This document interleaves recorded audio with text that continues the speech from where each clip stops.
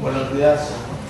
Bueno, hoy un placer presentar a Kailen Mooney, que va a contarnos, me parece, lo último de su investigación.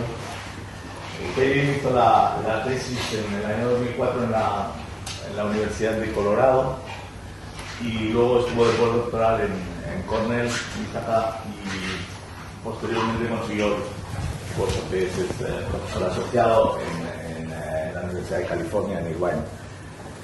Él trabaja con, de hecho, trabaja con interacciones tróficas. Su grupo se llama Tritrophic, como si alguien ha entrado a la página web. Entonces ha trabajado mucho con interacciones entre hormigas, plantas y también aves, que eso fue su tesis que le costó bastante trabajo. Entonces, bueno, pues... Okay, gracias. So that will be the end of the Spanish now, unfortunately. I wish I could deliver this in Spanish, but I can't. I'm working on my Spanish. But before I start, I just wanted to thank my hosts here, so Carlos and Conchita and Chim and Alana and their labs. It's been, I came here because there's two things that has to happen for a sabbatical. You have to have a place with good science and a place that's good to live. And you definitely have both here by reputation, and now that I'm here, I can confirm that it's true. We're having a wonderful time. My family and I are here through, it's a total of 3 months, and we're about halfway through, so maybe this is a good time to be giving the seminar, and that I know some of you, but also for those of you I haven't met, you'll know a little bit more about what I do, and then in my remaining time we can interact a little bit. And I actually will break away from the narrow talk that I'm giving here just to say a little bit more about some of the other things that I do, just as sort of food for thought if you find some other things may be interesting.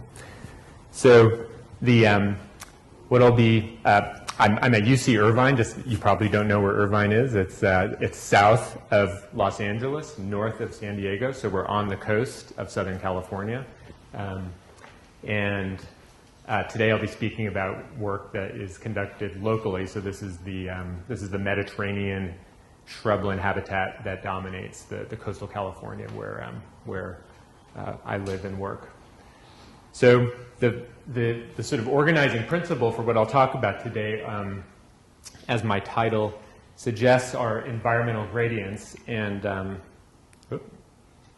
one, okay. So to begin with, I'll start by giving sort of a framework of how to think about environmental gradients in order to place the work that I'll give you today. So environmental gradients have been incredibly important tools in the study of ecology and evolutionary biology, and I'll just mention a few of them, which probably you could come up with on your own if you thought about it for a moment. They've been used, so latitudinal gradients, global scale gradients, have been used to study processes of speciation, extinction, the resultant process then of species richness or biodiversity, gradients in body size, range size, herbivore diet breadth, plant defenses, et cetera. There's many more things we could add. So these are all characteristics of biodiversity or of traits of species that are arranged clinally, and because that's so, we can use those environmental gradients to try to tease apart the ecological and evolutionary processes that drive them. So those clines then give us tools to study the processes that that affect those outcomes. Similarly, at more regional scales, environmental gradients can be used to address those same processes, the same patterns we see in terms of latitudinal gradients, but there's some other things that we typically address at a more regional scale, such as processes of community assembly, species range boundaries, distributions of functional traits, and again, there's other things we could add. In addition to looking at patterns that occur sort of among species, environmental gradients have also been used to look at variation in processes that occur within species. So microevolutionary patterns, local adaptation, and the processes that generate genetic variation and also in relation to phenotypic plasticity.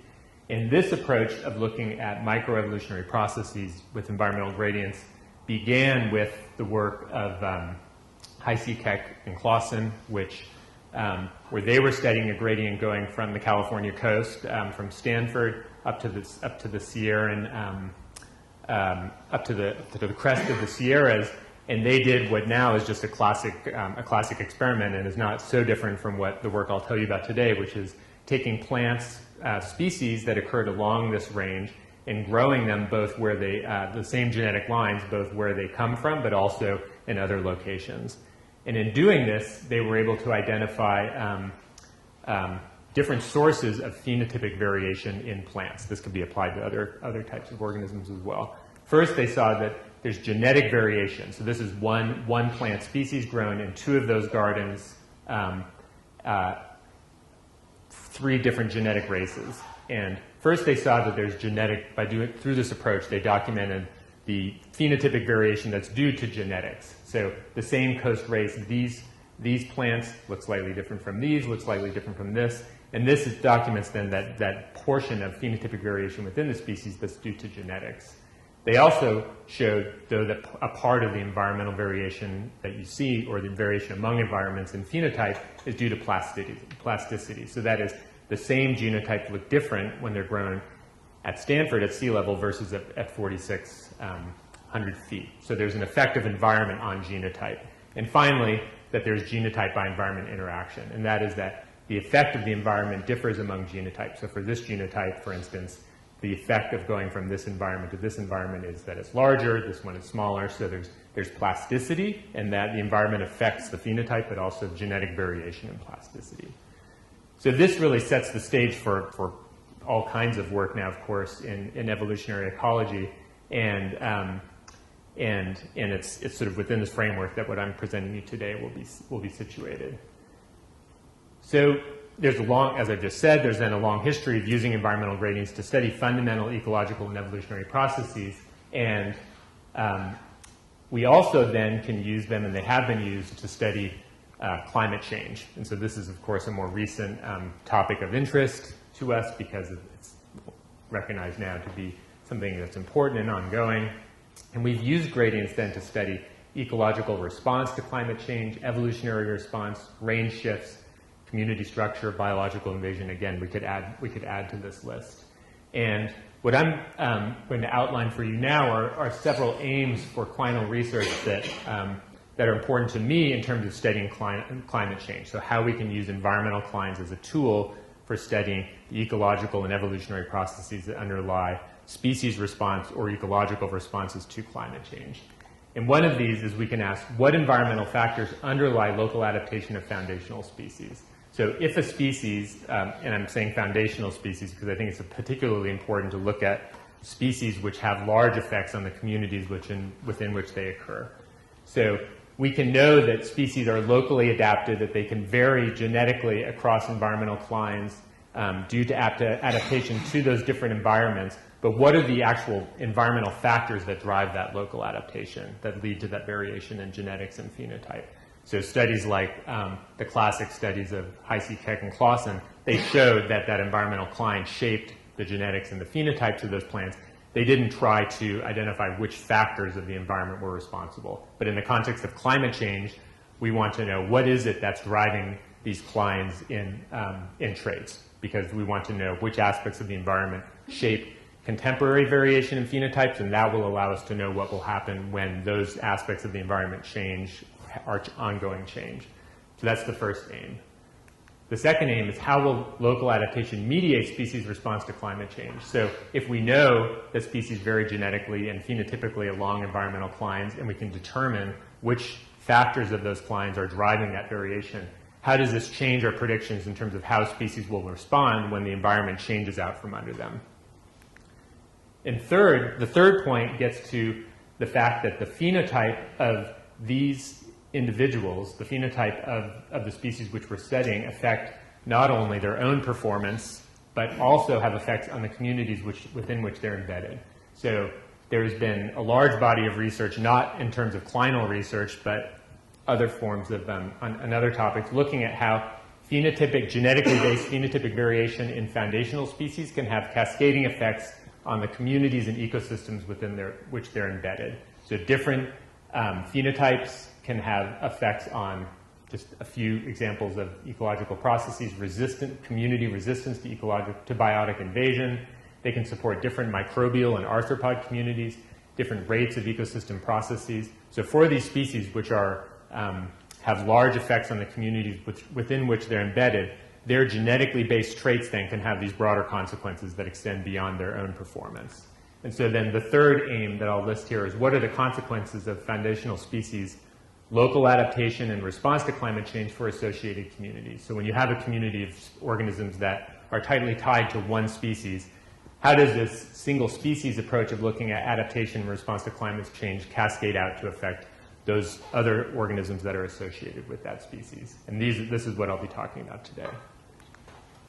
So I am studying climatic gradients in 3 different settings. We'll be talking about California for the majority of today, but I also work at the Rocky Mountain Biological Laboratory in Colorado, and I have collaborators working on the Yucatan Peninsula, and I'm going to mention just briefly the work I'm doing there, and then I'll leave that behind, but if it's of interest to you, we can talk about it later. So in the Yucatan, I'm working with Luis Abdallah Roberts, Victor Paratabla, and Joaquin Moira on the tritrophic interactions between this plant, Borrelia nudiflora, its specialist seed predator, and then the parasitoids which attack that seed predator. And we've looked at genetic variation in populations for traits that affect these tritrophic dynamics and tried to separate both how they vary latitudinally, but also which aspects of variation in the abiotic environment, precipitation and temperature in particular, affect these dynamics. So this is one other context in which I'm looking at latitudinal gradients. Another at the Rocky Mountain Biological Laboratory is looking at an elevational gradient in plant population sex ratios that we've discovered. So for this plant, Valeriana edulis, we found that sex ratios, it's dioecious. They go from 50-50 male-female at low elevations up to 80% female at high elevations. And looking at historic data, this woman here is Judy Sewell, who conducted her dissertation at the Rocky Mountain Biological Lab in the 1970s. She has historical demographic data and records of population sex ratios then. And my graduate student, Will Petrie, is repeating some of her work, and we've shown that those populations have all become more male in the last 30 years. So we have variation in sex ratio over space that's changing over time, and he's constructing demographic models of today's populations to understand what drives this change in sex ratio, and also reanalyzing her demographic models so that you can have before and after comparisons of demographic models. And not only trying to find out what is affecting sex ratio, but how does this skewed sex ratio in turn affect the population lambda for those populations. So this is a slightly different way of looking at gradients, but it's within the same realm of using environmental gradients, in this case to understand how environmental skewing of sex ratios affects population performance, and how climate change is then affecting the species through those processes. And then the last thing I'll mention is also at the Rocky Mountain Biological Lab, I've done quite a bit of work with ant-aphid mutualisms, and we're studying those along elevational gradients, so understanding how changes in the abiotic environment going from low to high elevation affect these interactions, both by affecting the plants, by affecting the aphids, and by affecting the ants. But today then, what I'll be focusing on is our work in California, along the California coastal gradient. So this is California. UC Irvine is right about there. And this work is the work of my recent PhD student, Dr. Jessica Pratt, and my current graduate student, Daniel Sheng. And obviously I need a better picture of him. He hasn't been around long enough for me to get a reasonable picture of him. But so he's currently working on the system, and Jessica finished her PhD working with me on this.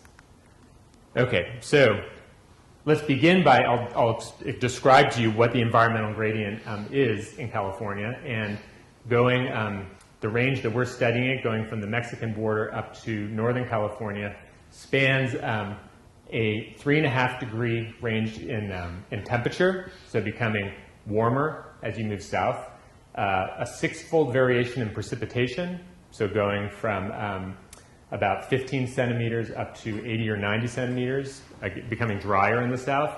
And then also importantly, there's variation in the variability of precipitation. So in the south, we have highly variable precipitation patterns, both from month to month, but also from year to year. So you can have wet months and dry months. You also can have very wet years and dry years. And so in summary then, in the south, it's hot and dry, but also very variable in terms of precipitation. In the north, it's cool and wet, but also very consistent. So this is the gradient then that we're studying.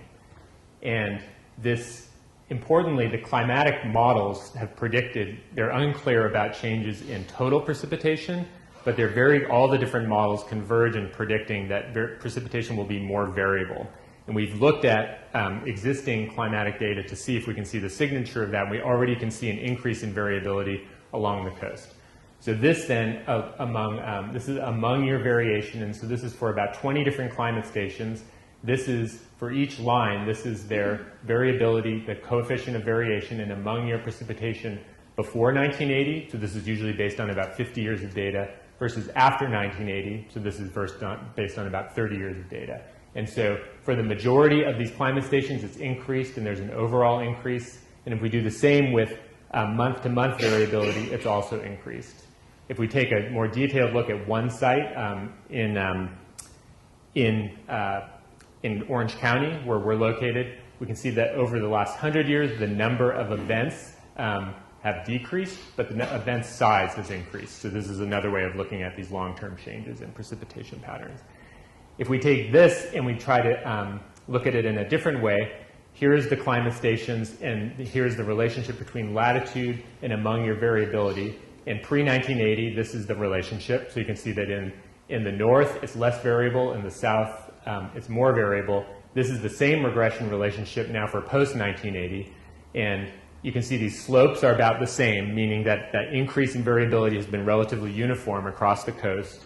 And if we try to translate this change over time to a change over space, this magnitude of change in precipitation CV is about a 2.5 degree shift. So, and here I'm showing you about 2.5 degrees. So the precipitation environment of what was of the Mexican border in pre-1980 is now occurring in Santa Barbara County, so about 2.5 degrees north.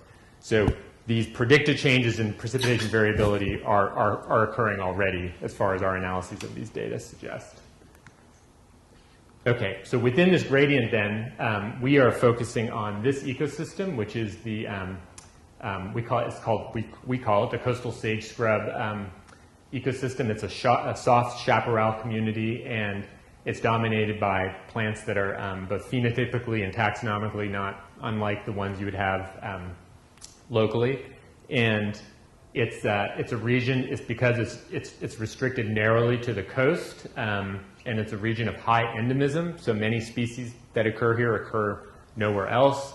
And because of, these are also very nice places to live, and we have a lot of people in California, there's only about 10 to 15% of this original habitat is left. So most of it is lost to habitat conversion to development. And then the bit that's left is, of course, threatened by other changes that are associated with close proximity to people. So within this ecosystem then, the focus of our study then is this plant here, Artemisia californica. And it's in the Asteraceae. It's a close relative to Artemisia tridentata, which is big basin sage and is a dominant member of the sagebrush plant community type that's through much of the interior west. This is ecologically similar, except, of course, it's just restricted to this band here in the coast and extends down into Baja as well. This plant then, from our work, we've determined supports an average shrub of about 1 meter cubed, supports about 400 individual arthropods. So it's got a relatively high density of arthropods associated with it. And on average, the species richness for one shrub would be about 17 different species. And this is from a species pool of about 230 species that we've identified from characterizing the communities associated with this plant. So it's got a diverse and abundant arthropod community, and this is then the basis for many of the threatened species that are the focus of managing this ecosystem are insectivorous. So they're insectivorous birds or reptiles, and so there's a lot of interest, even if these insects themselves are not threatened or rare, there's a lot of interest in understanding what it is that determines insect abundance in these ecosystems, as they are the basis of the diets of many species of special concern. Okay, so the questions then, these are very closely related to the questions I outlined in the beginning that I'll address is there clinal genetic variation in plant traits, performance, and plasticity indicating local adaptation to this abiotic gradient? What aspects of the abiotic gradient drive this cline? What are the implications of clinal variation in plant traits for those associated arthropod communities? And what are the best predictors of variation in arthropod communities? And I'm going to present results from 2 experiments. They're both common garden experiments conducted in Orange County. One is a common garden of plants from 20 populations spanning the species range in California. And the other is a common garden experiment from 5 populations where plants from those 5 populations are grown in treatments of ambient precipitation. So this is the precipitation environment of Southern California, or in a precipitation addition treatment that mimics the precipitation environment of Northern California. And this was done very carefully in terms of the way that it was, the water was added. So it's on a month-by-month basis. It's matched to the difference between Northern California and Southern California. It's given in event sizes that approximate Northern California event sizes. And so it's everything we can do to bring the Northern California precipitation environment to Southern California. Then, of course, we can look at how for genetic variation in this plant, but also the effects of the environment and then their interaction. Okay, so first, for our first question, is there clinal genetic variation in plant traits, performance, plasticity, and what does this suggest about local adaptation?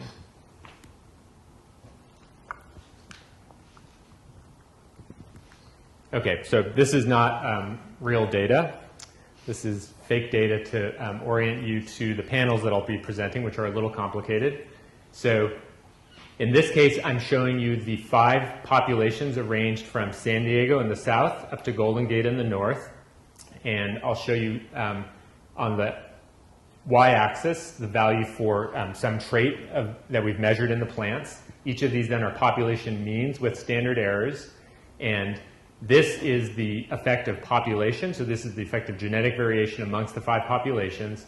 This then is the effect of precipitation. So this would be from the high precipitation treatments versus the low. And if those differences are significant, I'll indicate that with an asterisk. And if they're, in either case, if they're marginally significant, I'll indicate that with this symbol. This is the kind of plot I'll show you if there's no interaction, if the effects of precipitation and genetics are independent of each other. If there's an interaction, and if there is genetic variation, if these populations differ from each other, we then test whether that variation is clinal. So then we fit a regression line to those points, and if it's significant, I'll show you the line, and I'll give you an R-squared value and show you the significance of those regressions. So only if there's variation among populations do we ask if that variation is clinal or not, if it varies systematically from north to south. So this is what we'll show you, what I'll show you. If they operate independently, if there's an interaction, then I will give you 2 separate regression plots like this, showing the response, the effects of genetics in the high precipitation and the low precipitation environment. So that's the orientation to the figures. Okay. So the first set of figures I'm going to show you are traits of the plant that relate to its use of water. And just marching through them in terms of percent water content of the tissue, we see that there was no detectable variation among the populations, but there was a strong effect of precipitation. And as you might expect, if you water the plants, if you give them 6 times more water, then the water content of the plants is higher in those plants than in the control. So that's not too surprising. Specific leaf area, there's a trend here, not even marginally significant, but a pattern of specific leaf area increasing as you move to the north, and then in parallel with that, under high precipitation, specific leaf area increases. So that is leaves becoming wider, the same leaf mass becoming more widely distributed over a greater area with greater water availability, in this case from manipulating water, and in these cases, if these were statistically significant, these differences, this would be due to a genetic basis to the same. In terms of instantaneous water use efficiency, there was no effects, but in terms of integrated water use efficiency, using carbon isotopes, we see a decrease in, this is high water use efficiency for low values. We see an increase in water use efficiency with northern populations. And that's a little surprising, but in thinking about it, I think I can offer an explanation for that if you're interested. But another conclusion I just want you to take from this is that in no case are there interactions. So there's effects of our precipitation treatment and there's genetic variation, but never is there an interaction between the two. In terms of phenology, if we look at average flowering date, we see an advancing in phenology, and this is genetically based, right? This is all within this common garden, of populations from the north versus the south, and there is no effect of actually manipulating precipitation on the flowering time. So they're consistent in their timing of flowering, but there's genetic variation in this, with plants from the north flowering about 30 days earlier than plants from the south. We then looked at terpene chemistry. So this is a defensive chemistry common in a lot of Mediterranean plants that you have here as well. And this is the compound class that we think is most important in terms of mediating the interactions between this plant and its herbivorous insects.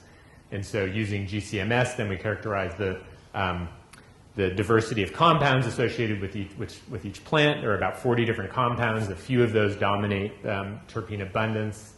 And if we look at just total, I could say something about the terpene composition in terms of changes in relative abundance, but in terms of this total terpene composition, we have a clinal pattern of decreasing concentration of terpenes as you move north. So Southern California, from the most arid plants, have the highest concentration of terpenes, and as you go northward, that concentration goes down.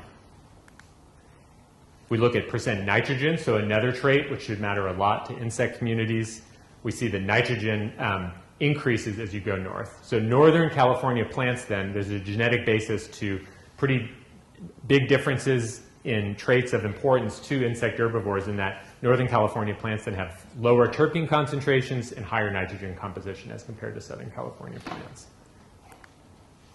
Okay, so now moving on from these actual functional traits to the performance of the plants, we can look at that in terms of flowering and in terms of growth rate.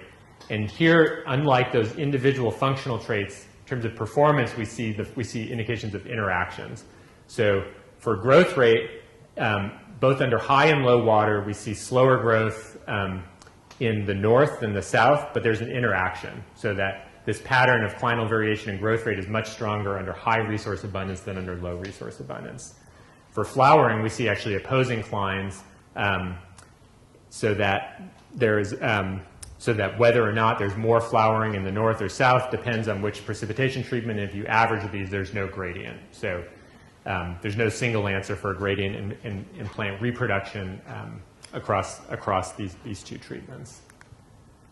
Okay, and finally, taking growth rate from our 20 population garden. So this is now in a way similar to this. This is ambient precipitation. Here we only had 5 populations, but looking at this, we don't have as much data from this common garden of 20 populations, but what we have measured so far is just the plant performance in terms of growth rate, and here we see another very strong indication of clinal variation in growth rate. So under ambient precipitation, plants from the north are growing much less than plants from the south, and here we have enough data points to see that a little bit more, maybe a little more convincingly. Okay, so putting this together then in terms of what we see in terms of the traits of this species along its range. In terms of genetics, then we see, comparing north versus south, we see in the north, we see lower growth rate, earlier timing of flowering, higher water use efficiency, and then more nitrogen and lower terpene defenses. So this is the genetic basis of clinal variation in this plant. In terms of the environment, we see that watering increases growth, increases flower production, increases percent water in leaf area, and also increases nitrogen. In terms of whether there's interactions between these two, it was only for growth and flower production. So this then is what we can see then in terms of how this cline, in going from cold, wet, and consistent to hot, dry, and variable, affects the genetic basis and environmental basis of variation in this plant.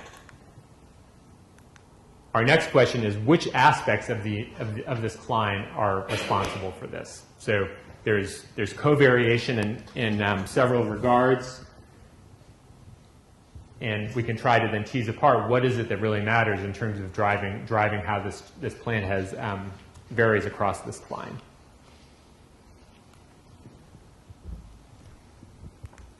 Okay, so our first hint at what matters is by returning to these two interaction plots. And again, this is the variation in both growth rate and in flowering under the high and low precipitation environment. And one thing that you'll notice is that if we look at the effect of watering, which is shown by these red arrows, that there's variation among populations then in their plasticity.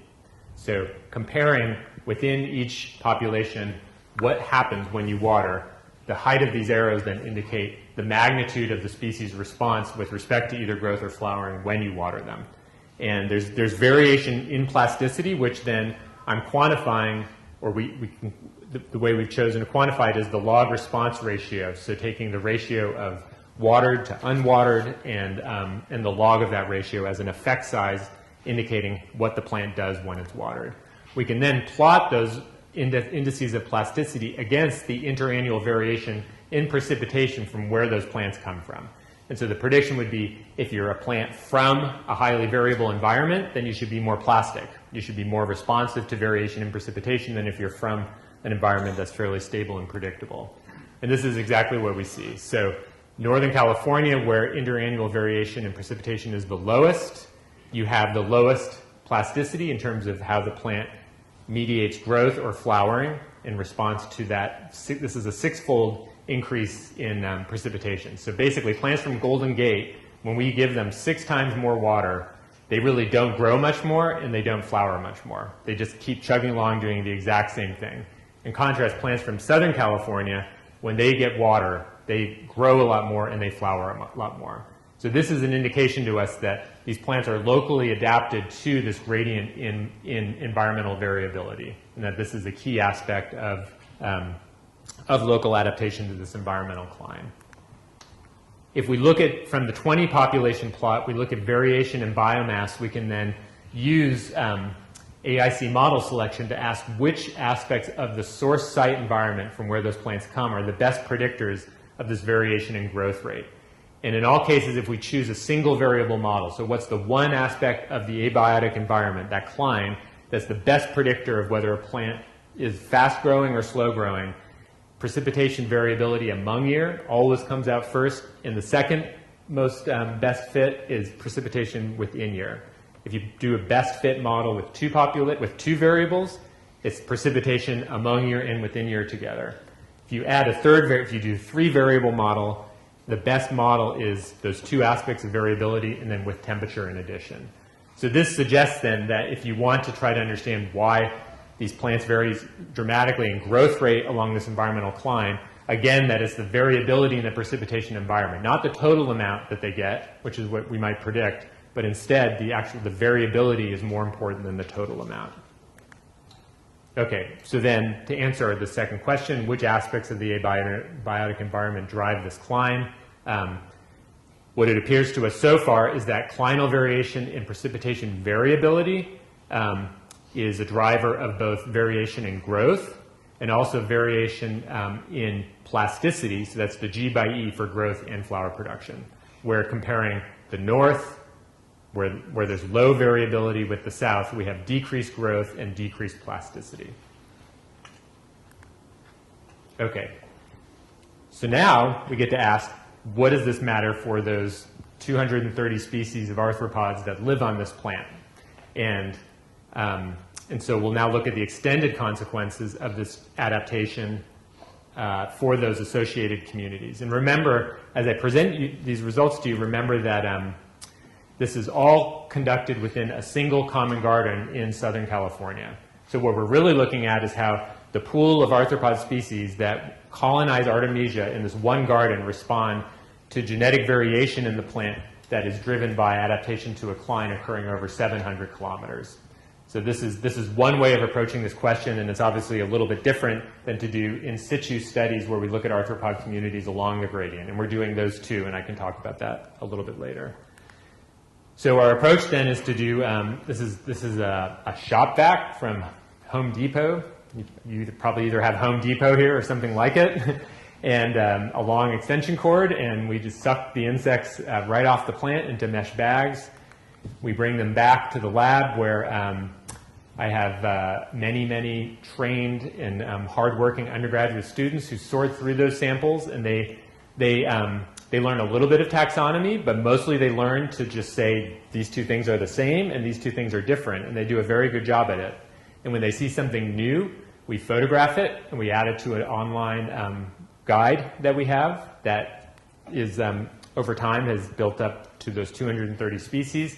And so it's a matter of just, you take something and you look and you say, have I seen this before? You go through the photos. If you think it's new, you set it aside, and then somebody else decides if it's actually something that we've already seen or whether it's new, and then it's added. And eventually we go through and we identify those at least to the level of family, which is what we need to be able to say something about its ecology. So for some groups, knowing the order is all you need to know in terms of what it does ecologically, whether it's a predator, a detritivore, an herbivore. For others, we take it down to the level of family. And for this, the results I'll present to you today, we've actually done many more than this. We then have identified to morphological species. I'll show you data on 40,000 arthropods. This is 230 species, 84 families, and 16 orders. So here's then a breakdown of what this community looks like. It's mostly sap-feeding herbivores. The leaf-chewing herbivores are really relatively rare, so it's mostly sap feeders, and then a few leaf chewers, and then the rest are either predators or detritivores or other groups.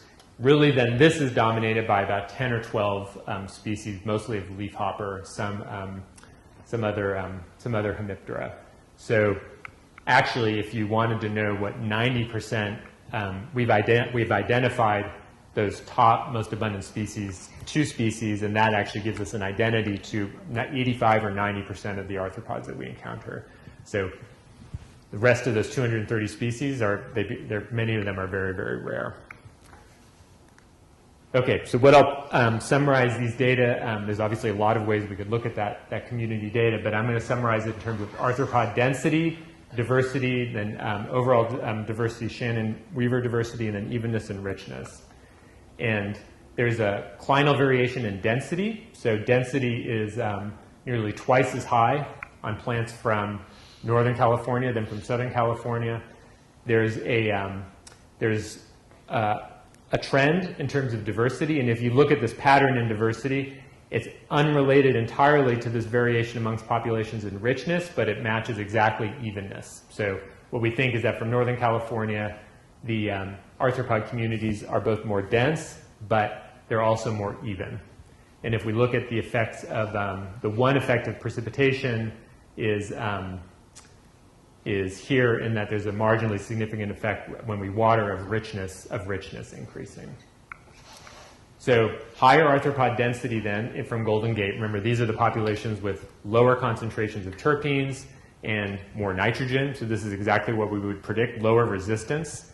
So this is then essentially a cline in resistance. So we have higher resistance in the south, lower resistance in the north. This matches with more global scale patterns that have been predicted and tested for in plant-herbivore interactions, where we predict that as you move towards southern latitudes, that herbivory should become stronger and plant defense should increase. I don't actually think that this is driven by those patterns are typically looked at comparing tropical with temperate ecosystems. And I think that this is driven probably by entirely different processes unrelated to the processes that are typically discussed in terms of latitudinal gradients and herbivory and defense. But nevertheless, it does fit that pattern. If we look at total arthropod density, this again, we have less data from this 20 population garden, but if we look at total arthropod density, from this, we see the same pattern of increasing density at higher latitudes. And I should say with either of these, if we break this down into herbivores only, it's the exact same thing. So and it's true for predators. So separately for herbivores and predators, we see this relationship. Okay, so what are the important implications of clinal variation in plant traits for associated arthropod communities? So these were the plant traits that we saw varying genetically amongst these 5 populations, and we have an increase in density.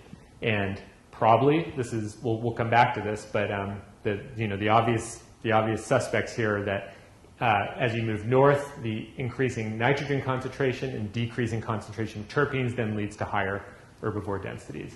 But we have variation in these other traits as well. In terms of environmental variation, we saw essentially when we watered plants, we saw changes in these traits, but we didn't see much of a change in arthropod density.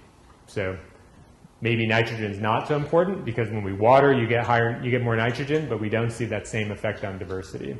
In terms of interactions, we saw no interactive effects. So the effects of genetic variation on arthropods was exactly the same whether they were under the high or the low precipitation treatment.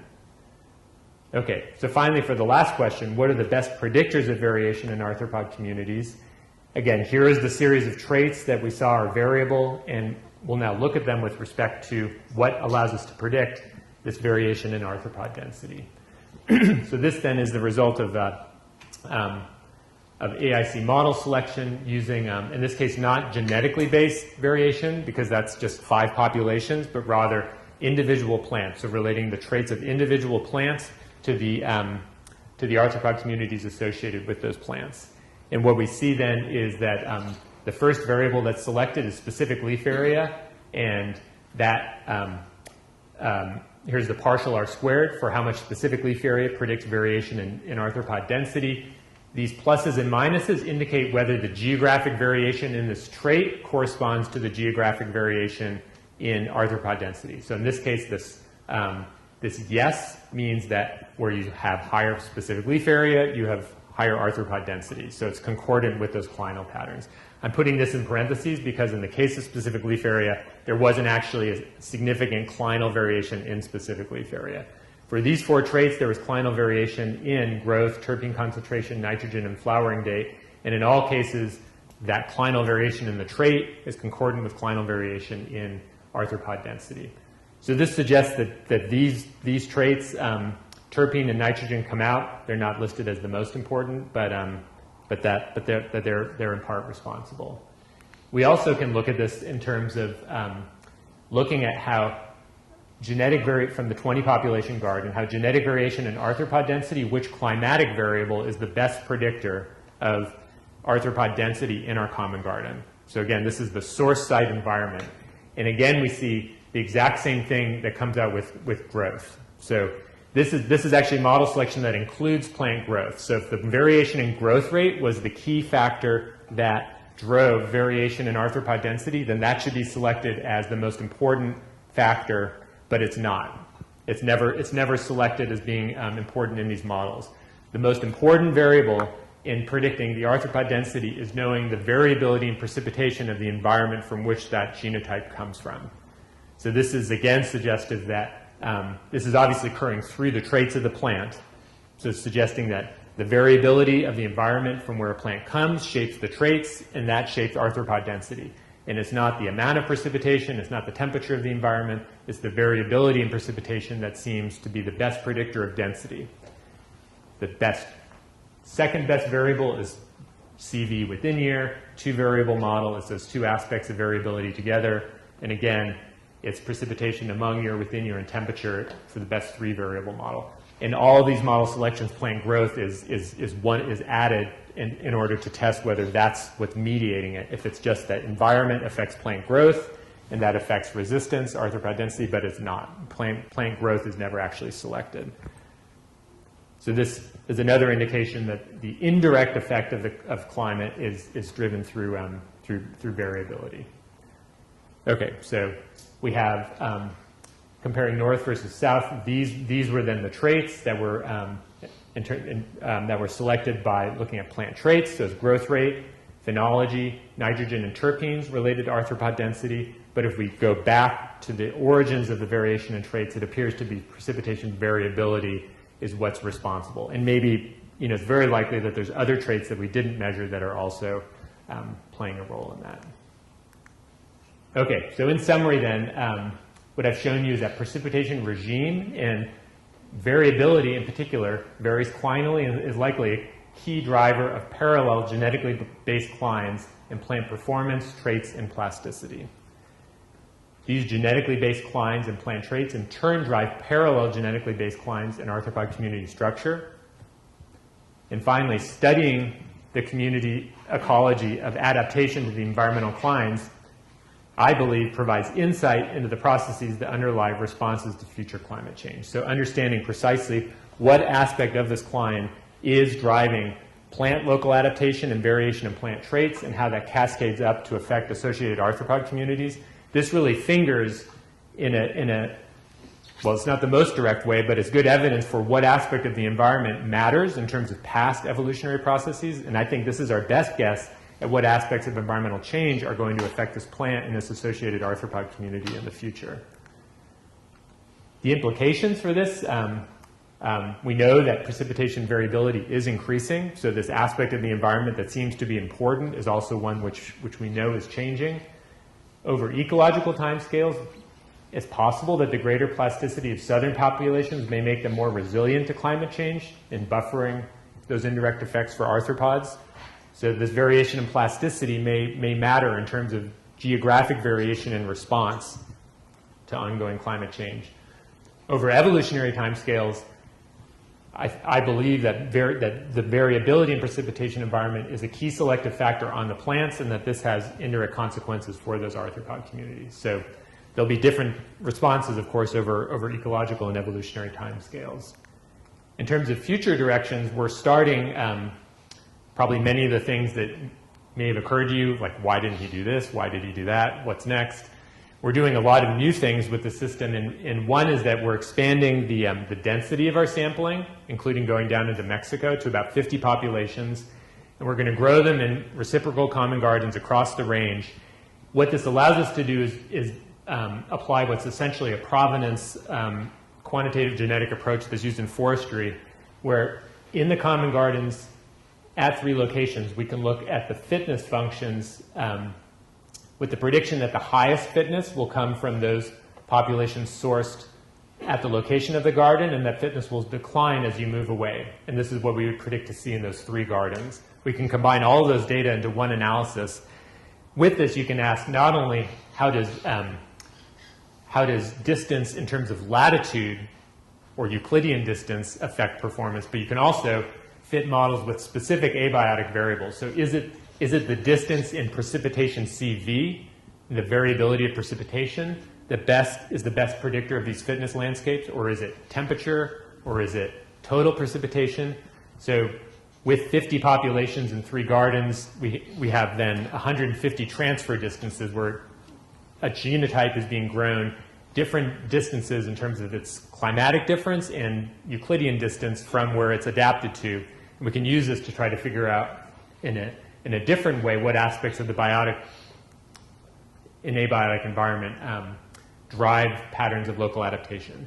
In addition, we want to do manipulations, and so here I'm just showing you what we might see in terms of changes in those fitness landscapes. And the 2 aspects of the environment that we want to manipulate are the precipitation variability, so actually do a manipulation to see if everything that this correlative approach suggests that really holds up once we manipulate it, but also manipulate herbivory. So ask, do these clines in terpene concentration and in nitrogen concentration, are those driven by the abiotic environment, by herbivory, by some interaction? So trying to ask how the combination of herbivores and the abiotic environment drive plant adaptation in terms of these defensive traits. So if we exclude herbivores, and herbivores are the factor that drive this fitness landscape, then we should see a change in that fitness landscape.